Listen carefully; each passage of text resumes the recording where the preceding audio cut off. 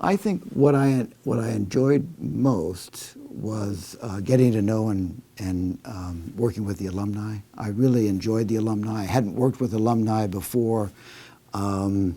Before I became dean, I came out of a very classic arts and sciences background, both in grad school and the first 20 years or so of my career. And so I didn't really know when I became dean what it would be like working with practitioners and alumni, and that was really sort of a highlight. I also have to say, I really enjoyed the Albany stuff, as frustrating as it often was, because I have an interest in politics, and I met interesting people, and we had important issues that we had to deal with at that time with Albany, so I found that very, very interesting as well.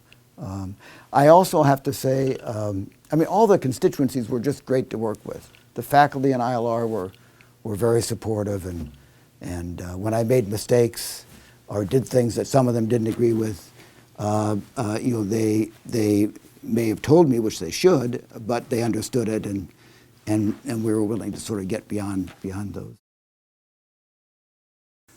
I think actually faculty recruitment and retention is a big challenge. Now, it always is in a university, but I think it has particular importance today for two reasons. One is we now have and are beginning to bring in a younger group of faculty. We have brought in a younger group of faculty. As some of the older faculty will ultimately transition out, we've got a kind of new core building within the school. I don't think it's quite there yet. So part of it is sort of building that core that replaces the exits that will eventually come from among the older faculty.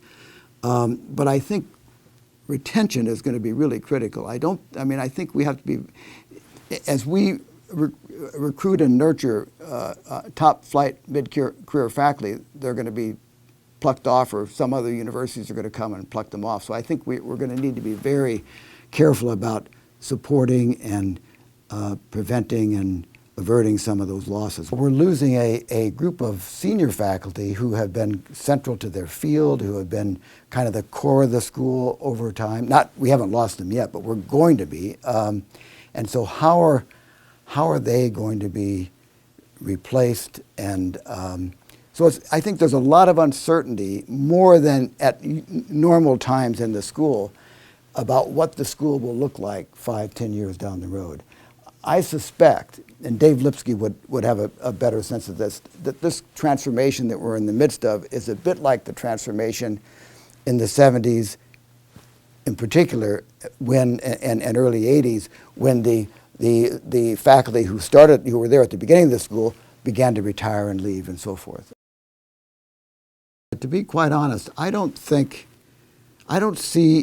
a difference qualitatively in the following sense, where as long as people are important to work, as long as workplaces bring people together and people are important to produce collective goods that benefit the society and them individually, I think we're going to be doing the same kinds of things with new knowledge as it develops and accumulates over time, maybe with new strategies.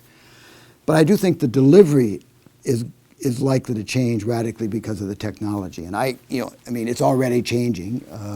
We have an e-masters. There will be more distance elements, I think, in education, and probably more, I'm guessing, more variety in the ways in which students can meet credit hours and satisfy requirements and have the kind of experiences that they want. From the very beginning, this school was founded on a very unusual and unique premise, and it was written in the original legislation, and that was to bring the study of both labor and management into one place, under one roof, and educate those with both interests and serve the constituencies represented by those two, as well as neutrals. That was a unique mission at the time in the 40s, and it's always been sort of the foundation for what we do.